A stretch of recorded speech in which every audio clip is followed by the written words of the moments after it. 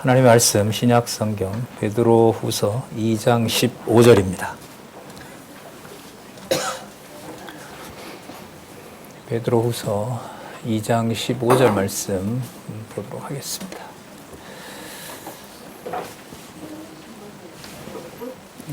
제가 보겠습니다. 저희가 바른 길을 떠나 미혹하여 부올의 아들 발람의 길을 좇는도다.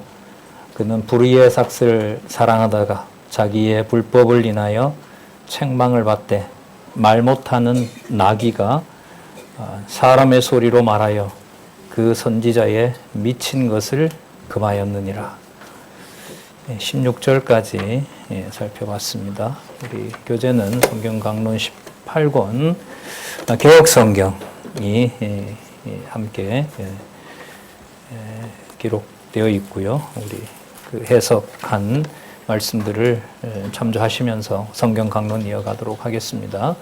교재는 9426페이지에 보시면은 베드로후서 2장 12절부터 22절까지 불의의 실상을 성령께서 기록해 놓으신 내용이고요. 또 그 기록을 통해서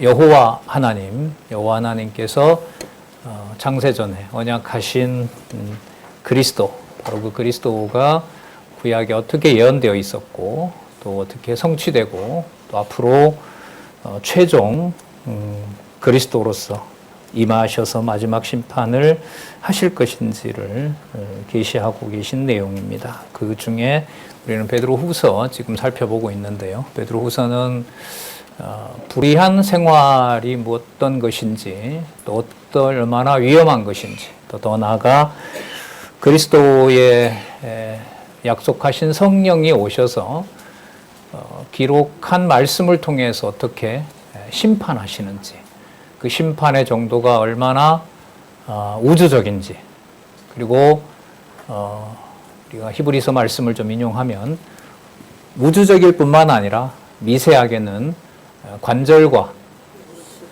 수억 개의, 수십억 개의 골수까지 하나님의 말씀으로 관여하시고 또한 심판하시면서 그 의로운 골수인지 불의의 골수인지 놀라운 역사를 보여주고 계신 내용이 바로 베드로후서에 나타난 불의한 생활의 경계와 연관이 됩니다. 앞부분에 거룩한 생활을 촉구하시도록 하신 다음에 고난을 통해서 교회를 세우신다는 내용으로 베드로 전서가 끝났죠. 바로 그 고난을 베드로후서에서는 진리의 말씀 한 절 한 절이 또 진리의 말씀을 앞으로 완결하심으로 그 모든 불의한 생활을 끝을 내시겠다는 약속이 또한 베드로후서에 약속이 되어 있습니다. 1장에서 우리가 요건을 살펴봤고요. 2장에서 성경 기록과 관련된 부분이 오늘도 나옵니다. 그 깨닫게 하지 않았을 때 얼마나 불의한 일들을 심판으로 드러내는지, 우리 야고보서에서 단지 입으로 혀로 하나님의 말씀을 거론하는 것으로 충분하지 않다. 믿음의 행위는, 따라서 믿음의 행위는 성령께서 오직 기록한 말씀의 권위를 깨닫도록 하신 다음에 또 단지 말로만 그렇게 하는 것이 아니라 반드시 성령께서 그 고난은 결국 지체를 사랑하게 하시는 거거든요. 그걸 우리가 코이노니아라 그러죠.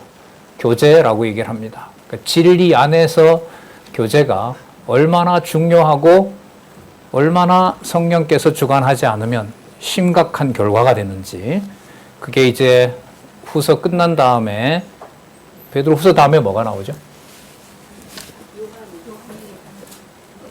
요한 1서라고 들어보셨죠? 요한 1서가 나옵니다. 거기 가면 적그리스도 정체가 드러납니다.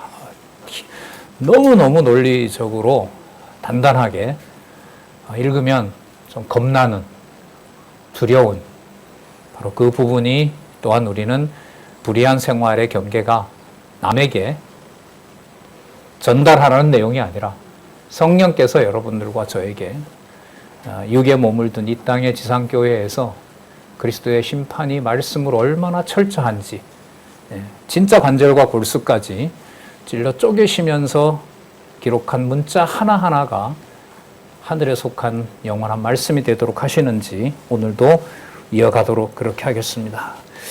2장 15절에서부터 16절 조금 전에 읽었는데요. 지난 시간에 그 진리의 말씀을 받아들이지 않고 이제 역사적으로는 베드로 사도가 보낸 글을 정황무한 하나님의 말씀을 받아들이지 않고 그냥 베드로의 의견이다. 베드로처럼 쓴 글이 많다. 뭐 수백 권이 돌아다녔으니까요. 당시만 하더라도 역사로 보면 자 거기에서 그 진리를 회방하는 자들에 대해서 기억나시죠? 이 사람들은 본래 잡혀 죽기 위하여 잡혀 죽기 위하여 태어난 거죠. 그리고 이성 없는 짐승. 여기서 이성은 우리가 무슨 논리적 추론을 한다든지 언어를 선별하든지 이런 의미의 이성이 아닙니다. 굳이 신학적으로 말하면 중생한 이성. 더 좁히면 베드로가 기록한 글을 베드로의 글이 아닌 정황무한 하나님의 말씀으로 받아들일 수 없는 자. 이건 성령께서 주관하셔야 되죠. 요한복음 14장 26절, 15장 26절에서 내가 아버지께로 너희에게 보낼 성령, 오직 보혜사 성령께서 주관하시는 일이라는 사실을 강조를 드렸습니다. 2장 15절에서부터 16절, 방금 전에 읽었던 말씀에 보면은요, 구약의 예를 듭니다.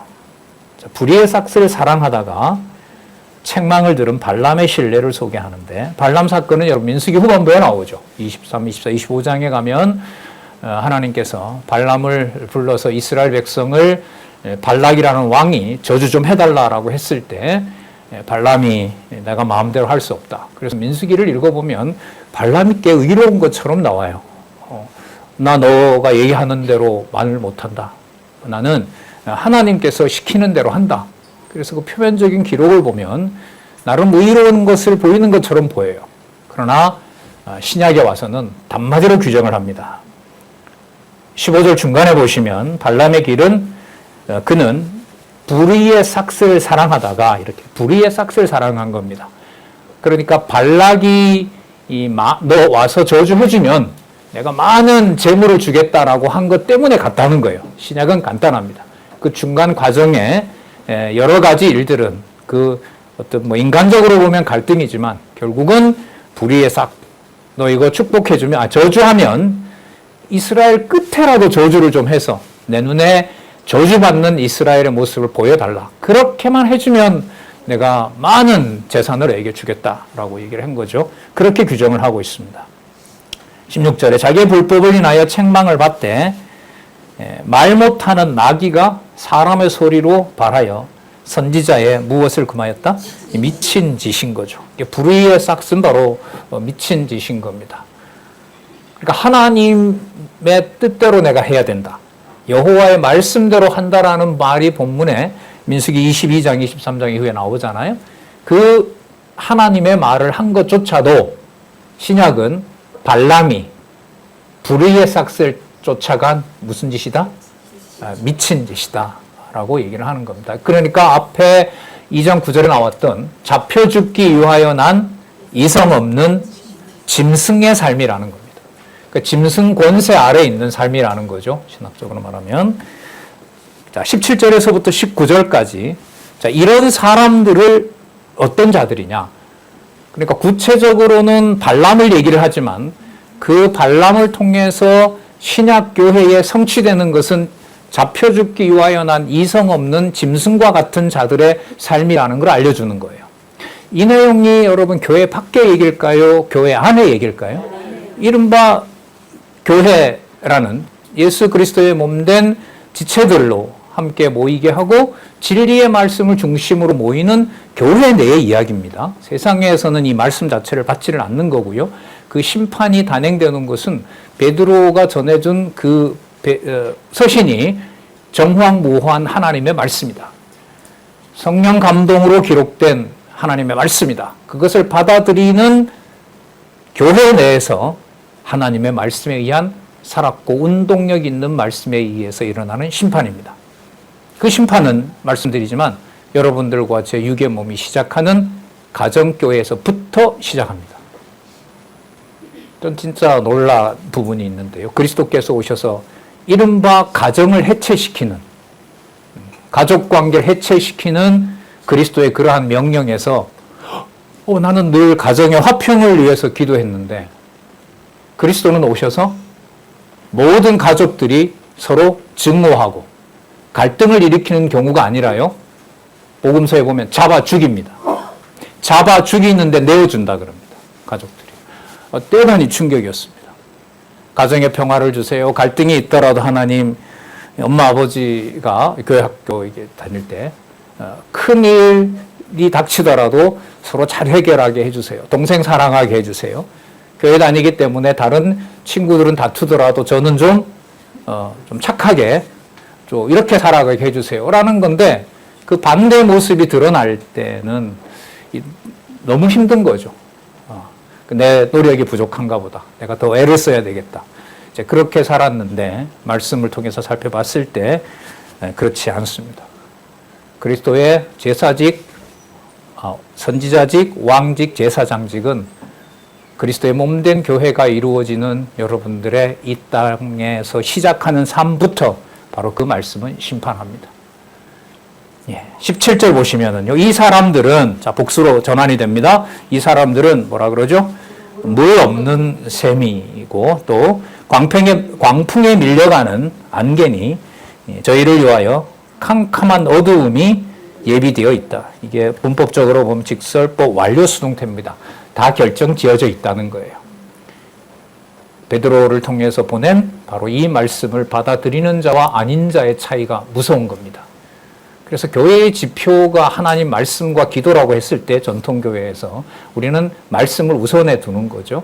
그럼 그 말씀이 하시는 일이 바로 뭐냐면 심판입니다. 성경 기록 계시가 완성됨으로써 우리가 살펴봤어요. 사사로이 풀고 임의대로 풀던 것을 전부 끝낸다는 거예요.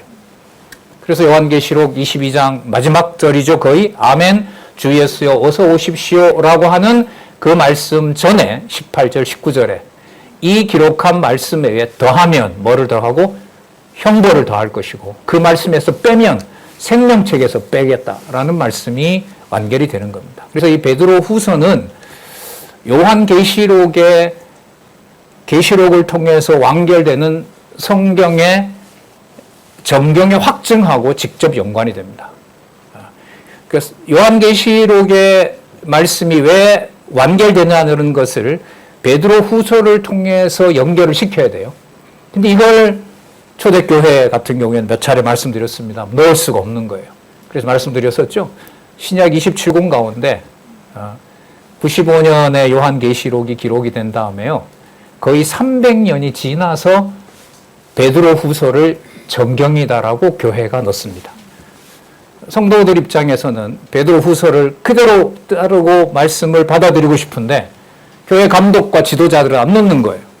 동방교회는 안 넣으려고 그래요. 서방교회는 로마 카톨릭 쪽은 넣으려고 그래요. 그 사이에서 성도들은 이렇게 들어보면 말씀으로 받아들여야 되고 이렇게 받아들이면 읽지 말아야 되는 거고 그러나 성경신학을 통해서 왜 베드로 후서의 내용이 야고보서, 그 다음에 베드로 전서 후서 다음에 그 다음에 요한 1, 2, 3서로 그리고 요한계시록에 가까운지를 우리는 베드로 후서에서 성경신학적으로 너무나 중요한 연결고리를 찾을 수가 있습니다. 말씀이 가지는 히브리서에서 이미 다루었던 살았고 운동력 있는 하나님의 말씀의 능력, 관절과 골수뿐만 아니라 야고보서에 나타난 혓바닥 놀리는 것까지 그걸 내가 통제하지 않으면 거룩한 삶, 의의 삶, 왕같은 제사장의 삶은 근원적으로 불가능하다. 다르게 말하면 아무리 작은 동전 2입을 드린 과부의 동전 2개라 하더라도 그리스도의 십자가의 화목제물로 공급을 받는 하나님의 말씀을 받아들이는 성도라면 극적으로 조금 전까지 사람을 죽이던 강도짓을 하던 바로 그 자를 그리스도께서 어디로 보내시죠? 낙원에 보내는 놀라운 역사를 일으키는 것이 바로 하나님의 말씀의 능력이다. 그 완성될 날이 다가오고 있다. 그걸 지금 베드로 후서에서 알려주고 있는 거죠. 우리가 이미 살펴봤어요. 볼게요. 안개니 저희를 위하여 캄캄한 어두움이 예비되었나니. 자, 이들 어떤 자들이냐 하면 저희가 허탄한 자랑을 토하며 미혹한데 행하는 사람들에게서 겨우 피한 자들을 음란으로서, 음란, 방탕, 방종 이런 겁니다. 너 하고 싶은 대로 하다라는 거죠. 너 이제 그리스도 안에서 복음의 자유를 얻었으니까 무슨 짓든지 모든 것 해도 천국 가는데 지장 없다. 그러니까 마음대로 해도 된다. 이런 이제 가르침인 거죠. 그래서 베드로가 보낸 것, 그거는 이제 수단인 거고, 그리스도가 너를 자녀로 선택해서 이렇게 그 그리스도가 죽어서 너에게 영원한 생명을 줬기 때문에 마음 놓고 너는 해도 된다. 꼭 베드로의 보낸 그 말씀을 읽는 그 무리와 함께 할 필요는 없다. 이런 거죠. 희석시키는 거죠. 음란으로서, 그 다음 볼게요. 육체의 정욕 중에서 무엇하여? 유혹하여. 19절. 저희에게 자유를 준다 하여도, 하지만 그것은 자유가 아니라 자기들은, 자, 복수죠. 자기들은 누구라 그럽니까? 멸망의 종들입니다. 이게 여러분 무슨 거대한 악의 집단이 아니에요. 이 자들이 사용하는 도구가 뭘까요? 나도 예수님 말씀 들었지. 나 바울은 내가 더 잘 알아. 베드로는 바울 안 만났잖아. 나는 바울을 15년, 20년 따라다녔어. 지금 그 편지 어디 있고 그 편지를 강론하는 디모데나 그 사람들 내가 다 잘 알아. 이런 거죠. 뭐 성경을 그렇게 한 가지로만 해석을 해야 돼? 여러 경우가 있는 거야. 결국은 우리가 이 세상에서 내 종교적인 생활에 유익하면 되는 거 아니야? 그 나한테 유익하지 않은데 그게 무슨 진리야? 이런 식의 이제 얘기들을 꺼내는 거죠. 자유를 준다 하여도 결국 자기는 멸망의 종들이다 라고 하면서 그 근거를 이렇게 얘기를 합니다. 누구든지 진자는 이긴 자의 뭐가 된다? 여러분 여기서 중간 지대는 없습니다. 말씀에 의한 의와 비진리에 의한 불의의 중간 지대가 있다면 자유의지가 있어야 돼요. 잘 듣고 여러분들과 제가 뭐 하면 돼요? 잘 분간하면 돼요. 잘 분간하고 사시잖아요. 진짜 구분 못 하세요? 의와 불의. 내 혓바닥이 말로는 사랑을 얘기를 하는데 한마디 할 때마다 상대방의 폐부를 찌른다라는 건 없잖아요, 우리는. 많이 해요? 야, 밥 먹어! 먹으라는 건지, 말라는 건지, 너무너무 많죠. 제가 집사님 걱정돼서 그러는데요. 그다음부터 전부 뭐예요? 걱정에 걱정을 쌓아요. 안 들어보면, 저 얘기하려는 게 뭐지? 날 위하는 거야? 위하는 건데 저렇게 얘기를 해? 조금만 더 들어봐. 내가 했잖아. 더 좋은 거 얘기할게. 근데 더 그냥. 자, 이게 여러분 어디 다른 얘기가 아니라 18절부터 19절까지 길잖아요. 이 많은 수십 개의 개념을 통해서 불의의 싹을 사랑하다가 성도와 교회를 자기 수단으로 삼는, 남편과 아내와 자식을 자기 수단으로 삼아서 세속주의로 전락하는 것과 관련된 아주 상세한 예가 18절에서부터 19절까지 나온 거예요. 이걸 성령께서 주관하지 않으면 이거는 혀는 진리지만 심성은 저주의 자식, 사단의 자식, 여기 보면 멸망의 종이 되는 거죠. 거기에 중간지대는 없습니다. 이런 면에서 무서운 거죠. 두렵고 떨리는 거죠. 자,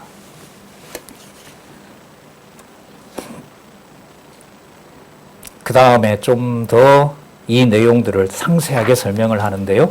2장 20절에서부터 22절에 보면, 자, 뭐라고 나오냐면, 더러움에 피한 후에, 그러면 이제 어디 안에 들어와 있는 거죠?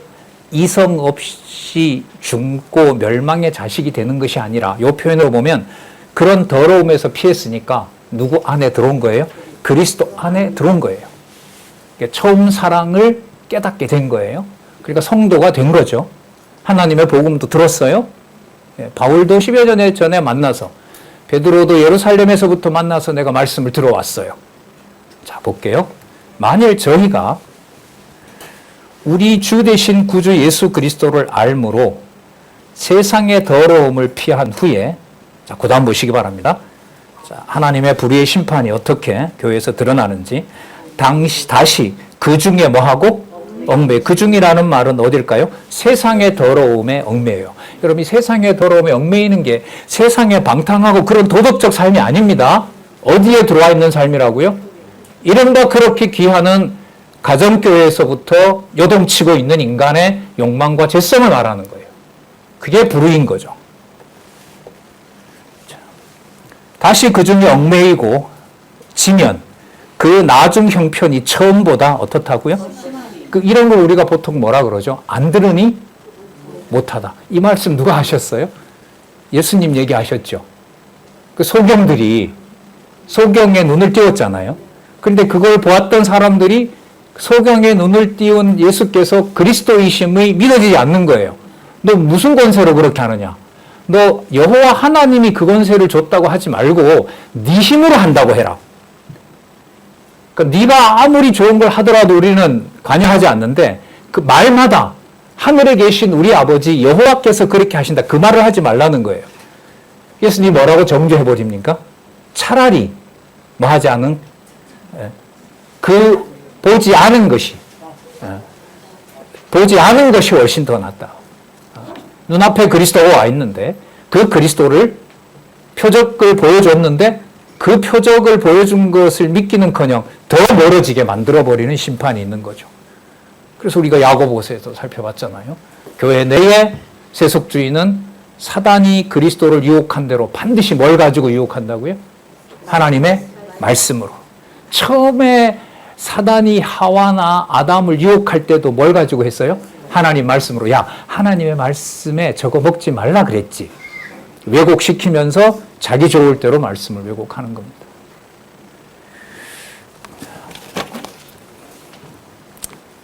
세상의 더러움을 피한 후에 다시 그 중에 얽매이고 지면 그 나중 형편이 처음보다 심하리니. 자, 그 다음에 이 접속사가 있는데요. 어떻게 됐냐 하면은요. 의의 도를 안 후에 받은 거룩한 명령을 저버리는 것보다 알지 못하는 것이 도리어 저희에게 뭐하다? 나으니라. 여러분, 평생 저는 몇 번 한 것 같아요. 이 말씀 괜히 들었어. 너무 힘들어. 거기에서 잡아주지 않으면 가는 거예요. 처음 들었던 것 가지고 사용을 해서 점점 그 모든 것까지 총동원해서 누구 좋은 대로, 내 좋은 대로 누구의 심판을 받는 겁니까? 거룩한 명령의 심판을 받는 겁니다. 말씀 운동이죠. 무서운 하나님의 말씀의 능력입니다. 그래서 제가 늘 그러잖아요. 하나님이 그 무서운데도 여호와라는 이름은 지우지 마세요. 제발. 저것까지 다 포기하게 하면 제 인생 너무 불쌍하니까. 치시더라도 여호와 이름은 그건 좀 남겨주십시오. 자, 알지 못하는 것이 도리어 저희에게 나으니라. 참 속담에 이르기를 잠언 26장 11절의 말씀을 인용한 겁니다. 자, 개가 그 토하였던 것에 돌아가고 돼지가 씻었다가 더러운 구덩이에 도로 누웠다 하는 말이 저희에게 뭐 되었다? 성취되었다. 그럼 성취되었다는 말은 이 일이 교회 내에 반드시 뭐 한다? 일어나야만 된다는 거예요. 일어나야만 된다는 거예요. 우리가 일반적으로 말하는 복된 소식 복음은 아니죠. 원래 우리가 생각했던 복음이 잘못된 거죠. 성경 중심의 복음의 의미를 우리가 모르고 있는 거예요.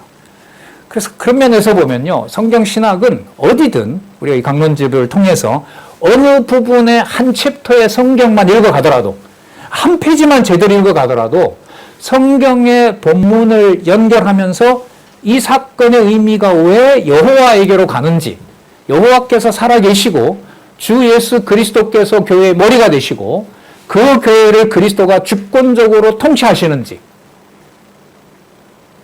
제사 사역을 위해서 제사장 되시고 화목제물이 되신 것도 맞지만 그 제사장 사역을 통해서 하나님 자녀를 만들어준 자를 하나님께서 그리스도의 비유처럼 통치하고 멸하시고, 여러분 시프릴 비유 아시죠? 그 모든 것을 그리스도가 교회를 통치해가는 주권적인 원리라는 사실입니다. 그래서 제가 어떻게 보면 저는 좀 계기가 있었던 것 같아요. 에베소서 강론을 과거에 지방에 있을 때 한 20년 전에 하는데 이게 막 갑자기 막 몰려오기 시작하는 거예요. 창세전 그리스도 안에서 우리를. 근데 나는 그 전까지 나와 함께하는 가족이, 내 집이, 가정이 창세전 뭐 이런 개념 없이 살았다라는 게 딱 들어오는 거죠. 창세전 그리스도 안에서 하나님께서 영원한 생명을 확증해 주신 자들을 피는 다르지만 모여서 살게 한 이곳, 그게 막 이렇게 몰려오기 시작했던 것 같아요. 그다음부터 교회라는 개념이 이제 조심스러워진 거고요. 근데 그게 바른 어떤 깨달음인가라는 걸 계속 생각하면서 지금 우리가 요한계시록이 다가오는 베드로 후서에 오면 올수록 이건 성경적이다, 이런 생각을 하게 됐고, 일반적으로 말하는 가정교회다, 그 다음에 가정이다, 그런 개념도 여호와 계시 중심으로, 그리스도의 통치 중심으로 다시 보게 되는 그런 일이 일어나는 것 같아요. 계속 지금도 확인하는 바이고요. 자, 3장으로 넘어가셔서요. 자, 3장에 보시면 3장의 전체 제목이 뭐냐면 경건한 신앙. 경건은 누구를 두려워하는 거죠? 그러면 베드로를 통해서 기록한 말씀을 빼고 경건이 말이 될까요? 안 되는 거죠. 그리고 그 말씀이 단지 우리에게 좋은 방향으로 가는 것이 아니라 베드로를 통해서 그 말씀이 교회에 던져졌을 때 거기에 뭐가 드러난다고요? 불의의 싹을 추구하는 자가 드러납니다. 반란이 반드시 드러나게 돼 있어요. 교회의 일을 챙기는 자가 반드시 드러나 있어요. 여러분들은 가정에서 순수하게 여러분들의 온갖 희생으로 깨끗하게 다스리시잖아요. 가정을. 내 모든 희생을 다해서라도. 그게 아니라고 웃으시면 그게 이 말씀과 연관이 된다면 거기에서도 멸망의 심판의 일이 증거되는 거고요. 그 다음에 교회는 이를 말할 수도 없고요. 나중에 천년왕국을 통해서 생육 번성한 에덴 동산의 회복도 누구에게요? 사단에게 맡기는 바로 그런 일들이 요한계시록에서 드러나고 있는 겁니다. 그러니까 어디에 맞추어서는 이게 성경이 해석이 안 될까요? 뒤로 갈수록 우리의 행복, 우리의 구원, 나에게 좋은 것, 여기에 맞춰서는 성경을 풀어갈 수가 없어요. 자, 그 다음 3장 1절에서부터 7절 먼저 볼게요. 강림의 약속을 기억합니다. 강림은 우리로 말하면 그리스도께서 재림하시는 거죠. 여러분 히브리서에서부터요, 베드로 전후서, 야고보서, 베드로 전후서, 요한 1, 2, 3서, 그 다음에 유다서, 요한 계시록으로 이어지는 예수 그리스도의 재림은요, 구속이 아니에요. 지금 여기 보시면 구속한 자들을 뽑아놓고 여기서 뭘 하시고 계시죠? 심판하시는 거예요. 그리스도의 재림을 소망한다는 말은 다 빨리 오셔서 내 근심 덜어주세요, 이게 아니에요. 성경을 읽을 수가 없어요. 그렇지 않는 부분이 훨씬 많아요, 본문에 보면. 그러면 누구의 존재와 누구의 통치력에 대한 약속을 기억하는 걸까요? 여호와의, 그리스도의 약속을 기억하는 겁니다. 기억하게 하시는 겁니다. 자, 볼게요. 3장 1절에서부터 12절. 선지자의 예언과 사도들로 명한 진리를 생각하고 기억함. 그럼 선지자의 예언은 구약이잖아요. 사도들을 통한 명한 진리는 신약일 거 아니에요. 그럼 신구약 성경 전체잖아요. 그게 뭘 증거하고 있다? 심판을 증거하고 있다. 아까 여러분 예가 들은 게 바로 뭐냐면 발람의 예가 하나님의 심판으로. 그래서 그 신명기 지나서 여호수아 가면 여호수아가 치고 들어갈 때 발람을 잡아서 죽입니다. 그때 하나님 심판이 그렇게 끝이 납니다. 역사적으로도. 자, 3장 1절. 사랑하는 자들아. 자, 아까는 여러분 멸망받을 자들에 대해서 징계한 내용이었고요. 이제는 본래 이 편지를 수신할 하나님의 백성에 대해서 사랑하는 자들아, 이렇게 부르죠. 내가 이제 이 둘째 편지를 너에게 쓰노니. 그럼 첫째 편지, 둘째 편지 누가 기록한 거죠? 베드로 사도가 기자인 거죠. 이건 굉장히 중요한 거예요. 초대교회에서는 이 두 가지 다 바로 베드로를 통해서 기록하게 한 거구나. 그러면서 정경으로 채택하죠. 이 둘로 너희 무엇을 일깨워? 진실한 마음을 일깨워 뭐하게 하고 생각하게 하여. 그 두 가지 본문을 빼고 진리를 추구한다는 것은 가능할까요? 불가능할까요? 불가능한 거죠. 곧 구약과 신약에 대한 정의가 나오는데 거룩한 선지자의 예언한 말씀과 구약이잖아요. 그리고 주 대신 구주께서 예수 그리스도시죠. 주 대신 구주께서 너희의 사도들로 말미암아 명하신 것을 기억하게 하노라. 강조하잖아요. 주 대신 그리스도. 여러분 주라는 말은 여호와와 관계가 됩니다. 그러니까 예수 그리스도에 대해서 그의 사역을 또 그의 심판을 구약까지 다 포함시키는 거예요. 히브리서에서 우리가 살펴봤었죠. 그리스도의 심판은 아벨의 피에서부터 보증을 해주시는 거예요. 자, 기억하게 하려 하노라. 자, 상세하게 설명을 합니다.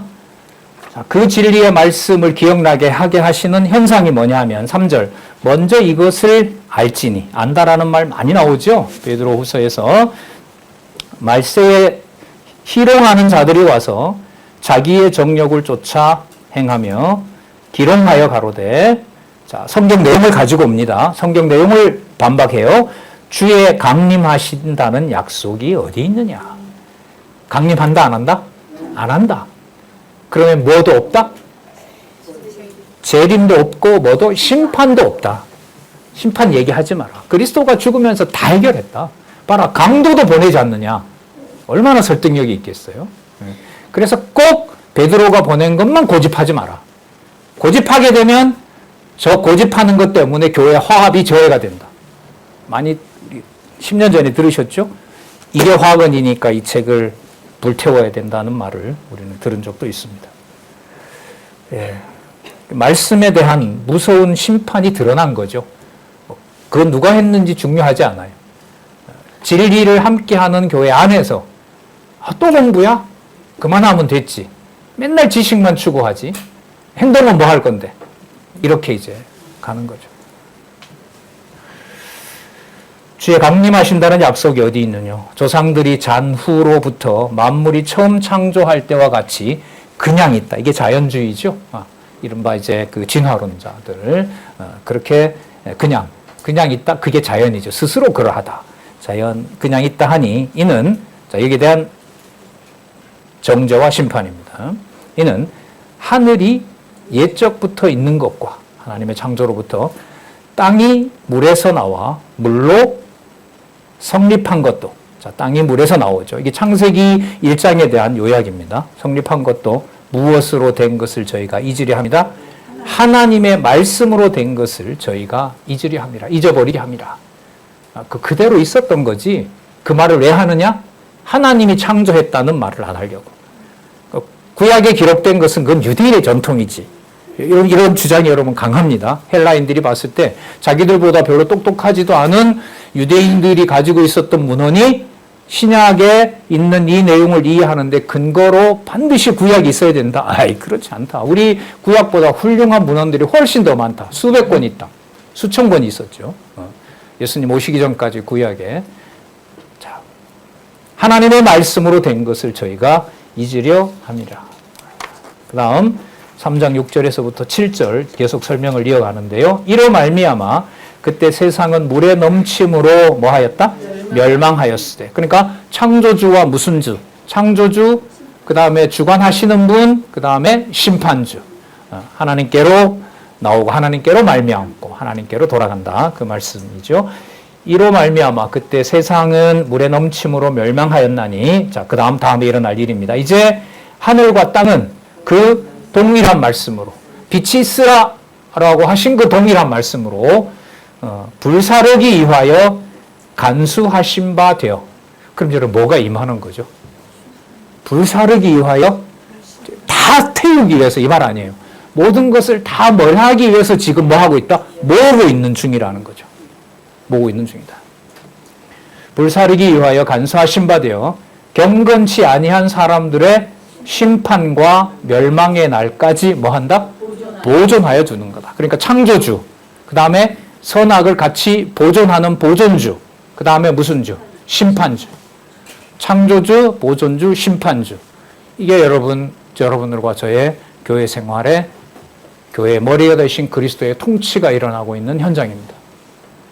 그걸 우리는 야고보서를 통해서 깊이 고민하고 깨닫게 해주셨죠. 그게 베드로 후서에 오면 한 구절을 임의대로, 한 구절이라도 임의로 풀 수 없는, 사서로이 풀 수 없는 성경은 오늘 여러분 다 나왔었잖아요. 조금 전에 창세기 나왔죠. 아까 발람 얘기는 어디에 나오죠? 창세기, 출애굽기, 레위기, 민수기 얘기 나오죠. 그 모든 구약의 중요한 성경들을 통해서 하나님의 심판과 멸망을 여기서 약속해주고 있는 겁니다.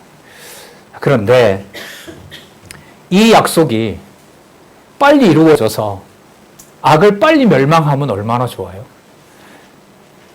여러분, 지금 하나님께서 그냥 심판을 다 끝내버리면, 다 끝을 내버리시고, 물론 이제 단계는 있어요. 그리스도가 이제 오셔서 천년왕국이 수립이 되고, 그 다음에 사단이 풀려나고, 그 다음에 최후의 심판이 있어요. 자, 어쨌든 다 묶어서 모든 것을 다 끝을 내는 최후 심판이 지금 일어나게 되면 좋으세요? 싫으세요? 싫어요. 좋으신 분은 없나요? 세상에 많이 당한 분들은 오늘 그냥 세상 끝났으면 좋겠다 이럴 수도 있죠. 좋을까요? 나쁠까요? 지금 이걸 무엇과 연관을 시키냐 하면 여러분, 천년이 하루 같고 하루가 천년 같다는 말 들어보셨죠? 여러분, 앞으로 이 말은 좀 맥락에서 연결을 해야 돼요. 천년이 하루 같고 하루가 천년 같다는 말씀은요, 지금 보면 무슨 날? 심판과 멸망의 날과 관련이 있는 겁니다. 이해를 그렇게 들어가야 돼요. 인생 괴로우니까 참 겪어보니까 참 하루가 뭐 같고 뭐 천년 같고 지옥 같고 뭐 이런 말인데, 그런 어떤 심리적인 어떤 그런 부분이 아니고요. 그리스도의 심판과 멸망과 직결되어 있습니다. 그러면 아까 보존을 왜 하느냐? 궁극적으로는 뭘 하기 위해서? 불태우기 위해서. 그럼 지금 왜 보존하시느냐? 불에 타지 말아야 될 자가 있으니까. 불에 타지 말아야 될 자가 있다 하더라도 심판이 끝난 것이 아니라 하나님께서 그 심판을 지속하고 계신다는 거죠. 그래서 끝내주기를 원하는 사람 입장에서는 왜 이렇게 빨리 안 오시냐가 되는 거고, 보세요. 저자가 말씀을 들어야 되는데 라고, 저 민족도 말씀을 들어야 된다라고 생각하는 선교사의 마인드로 보면 예수님 오늘 오시면은 안 되는 거죠. 그럼 누가 맞을까요? 둘 다 맞거나 틀리죠. 맞는 것은 베드로가 보낸 진리의 말씀이에요. 뭐와 뭐가 엄격하게 진행되고 있다? 사람들의 심판과 멸망의 날이 진행되고 있고, 하나님께서 더디 오는 것이 아니라 지금 이렇게 보존하는 이유가 있다. 자, 그게 여러분 3장 8절에서부터 18절이에요. 강림을 약속한 주가 더딘 것이 아니고, 자, 무엇 하기를 기다린다? 회개하기를. 여러분, 아까 여러분들 그 개나 돼지처럼 돌아가는 그 자들에 대해서 우리는 사실 데살로니가 후서에서 이미 살펴봤어요. 야고보서 마지막에 나오고요. 데살로니가 후서의 마지막에 나오는 구절이 있어요. 밖에 나간 자가 다시 뭐 하는 것이, 돌아오는 것이 영혼을 사망에서 구원하는 것이다라는 말씀을 우리가 야고보서 마지막 절에 나오죠. 거기서 살펴본 바가 있어요. 그 맥락에 있는 거죠. 뭐 하여 두신다? 보존하여 두신다. 그래서 진짜 기도와 간절함 같으면 함께 시작하는 가정에서 만나는 사람들과 만나는 모든 지체들에게 그리스도의 심판이 기억나고, 지금도 당장 심판해도 아무런 이의제기를 할 수 없으나 진리의 말씀을 보존하여 듣게 하는 자가 있게 되고 더 깊이 깨달아야 될 이유가 있기 때문에 지금 이 순간에 멸망이 일어나지 않는다라는 것을 두렵게 생각한다면, 좀 인간적인 얘기가 되는지 몰라도 함부로 놀리지는 않게 되겠죠. 자기의 어떤 강팍함보다는 온유함이 작동할 수도 있겠죠.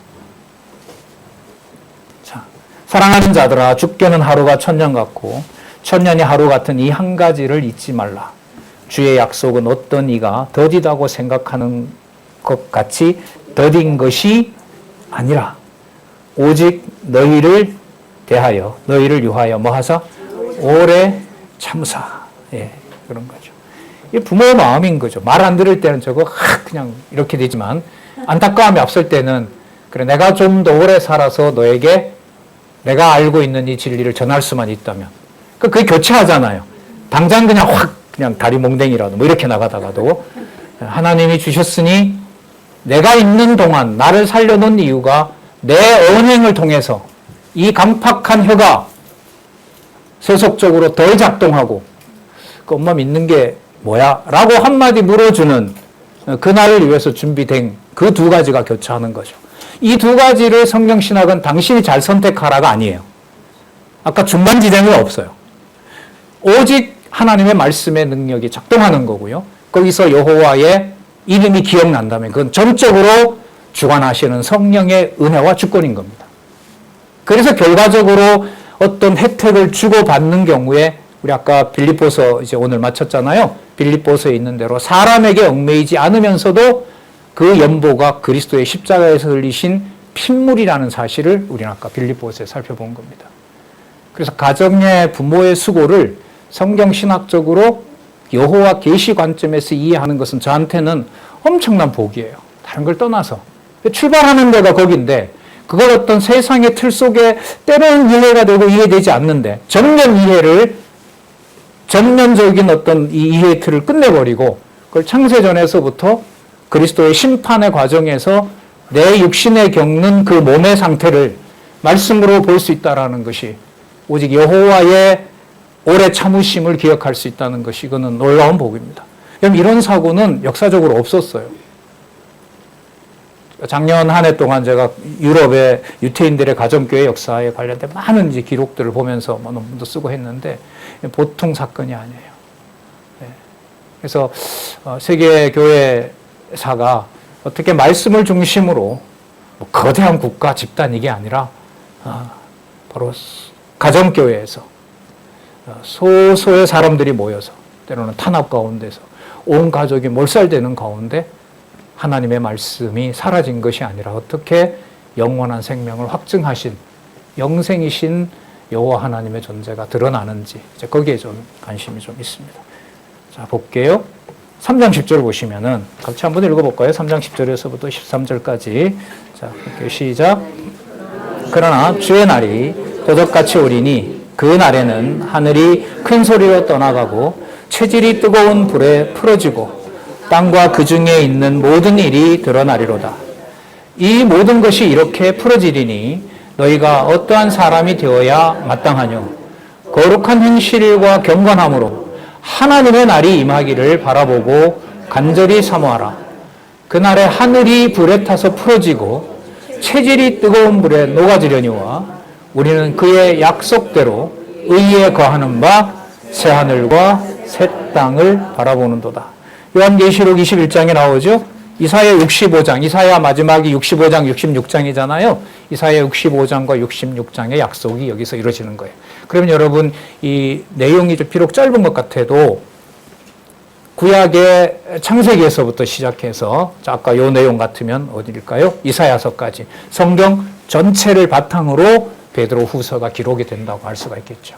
자, 그걸 성경 강론집은 안내를 하고 있는 거고요.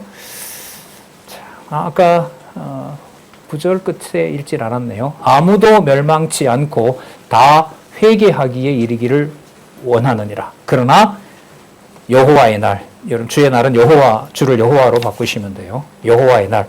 그럼 이 여호와의 날이 맞아요. 왜? 앞부분에 이미 창세기에서부터 무슨 내용을 바탕으로 얘기해요? 구약의 언약을 바탕으로 하잖아요. 그러니까 여호와의 날로 번역을 하는 것이 훨씬 저는 맞다고 보는 거예요. 반드시 그렇게 해야 된다고 봐요. 그러니까 언약대로 이루시는 여호와의 날이. 그리고 여러분 구약에서 여호와의 날이 선지서에 많이 등장합니다. 선지서의 내용은 무엇을 끝내고 무엇이 시작된다는 거죠? 모형이 끝나고 실체가 시작될 때 때리는 점에 여호와의 날이 나와요. 그 다음에 뽑을 때 나와요. 그 다음에 흩을 때 나와요. 그리고 또 멸할 때 나와요. 다 패망시킬 때 나와요. 그때 여호와의 심판을 어떻게 표현하냐면 누구의 날이? 여호와의 날이. 여호와의 날이 이를 때. 그걸 베드로 후서에서 그대로 가지고 와서 그 성취가 됐다는 걸 알려주는 거예요. 그러니까 이 강론집에서 창세전 근거, 이게 신약이기 때문에 구약의 근거, 구약 근거 가운데서도 성령께서 오신 다음이니까 예수님이 계셨을 때 복음서 근거. 그러니까 적어도 지금 우리가 보고 있는 베드로서의 본문의 근거는 적어도 세 가지가 동시에 생각이 나야 바른 하나님의 말씀, 바른 진리의 말씀을 해석하는 거예요. 창세전 근거, 이게 신약이니까 어디 근거? 구약 근거. 그 다음에 이게 성령께서 교회를 세우신 내용이니까 누가 약속하신 내용? 예수께서 약속하신 내용. 적어도 이 세 가지 내용의 바탕을 둔 말씀의 해석이 너무 중요하죠. 자, 보란 듯이 여호와의 날이 도적같이 오리니. 여러분 구약에 보면 북이스라엘이나 남쪽 유다가 멸망하는 날이 뭐예요? 도적같이 임하죠. 무섭게 임하는 거 우리 살펴봤었죠. 역사서에서. 도적같이 오리니 그날에는 하늘이 큰 소리로 떠나가고자 읽었었죠. 하늘과 땅 모두를 전부 다 녹여버린다는 거고요. 11절에 아까 읽었습니다. 너희가 어떤 사람이 되어야 마땅하뇨. 자, 무엇과 무엇으로? 거룩한 행실과 경건함으로. 거룩한 행실은 교회가 갖는 성도들의 조건입니다. 또 구체적으로 베드로가 보낸 이 말씀을 받아들이지 않는 자는 거룩한 행실을 근본적으로 할 수가 없어요. 그 다음에 그 결과는 누구에 대한 경외로 갈까요? 여호와 하나님의 또 진리의 말씀에 대한 경외로 갑니다. 그걸 합하면 거룩한 행실을 통해서 누가 성도니까 그리고 성도라면 하나님께서 주시는 진리를 받는 거죠. 그게 바로 경건함인 겁니다. 그 다음에 뭘 하도록 하라고 약속하고 있어요? 하나님의 날이 임하기를 보고 간절히 사모하라. 자, 이 두 가지죠. 심판이 확정되어 있다는 것과 지금 당장 심판하지 않는 것은 하나님의 말씀을 들을 자가 있다는 것. 이 두 가지가 동시에 작동하는 거예요. 다가오는 교회의 혼란과 다가온 혼란과 교회의 어떤 혼돈으로 보면 빨리 누가 임하기를 원할까요? 멸망의 날이 빨리 임했으면 좋겠죠. 하지만 거기에 하나님의 말씀을 들어야 될 자들이 있다면, 남은 자가 있다면, 선지서에 있는 대로 그 날은 빨리 오지 않고 뭐 되는 게 좋아요? 더디 오는 게 좋죠. 여러분 남쪽 유다가 19년 동안 망하거든요. 1차, 2차, 3차예요. 1차에는 나라나 구조를 다 붕괴시켜요. 2차에는 먹을 거 이런 거 전부 다 가지고 가요. 3차에는 굶겨 죽이는 일을 벌여요. 자, 그러면 여러분 이 19년이 고통의 기간일까요? 하나님께서 인내하시고 남은 자를 보존하는 기간일까요? 지금까지 했는데 후자 이러면 안 되죠. 두 가지 다. 무슨 날 속에 들어있는 두 가지 의미예요? 멸망의 날 속에 담겨있는 하나님의 심판과 하나님이 구원하고자 하는 남은 자가 있는 거죠. 그래서 우리 아까 빌립보서에 봤잖아요. 데려가면 하나님께 가서 좋고 남겨놓으면 성도들과 진리로 교제해서 좋고 그 두 가지가 멸망의 날 속에 담겨있는 겁니다. 하나님의 날이 임하기를 바라보고 간절히 사모하라. 왜냐하면 하늘과 땅이 전부 다 불에 타서 녹아 없어지기 때문에 그렇다. 예, 그래서 계시록 후반부에 그 말씀 나오잖아요. 처음 하늘과 처음 땅을 전부 다 없앱니다. 이 땅에 여러분들과 제가 보는 이 말씀 외에 남아있게 할 것은 아무것도 없습니다. 문자로 보면 사라져요. 그러나 문자는 단지 문자가 아닌 거죠. 여러분들이 비유를 들었던 것처럼 물은 물이고 포도주는 포도주예요. 하지만 물이 포도주가 되는 능력은 땅에 있는 게 아니에요. 어디에 계신 누구에게? 하늘에 계신 만왕의 왕 만주인 그리스도에게 있는 거죠. 그게 남는 거죠.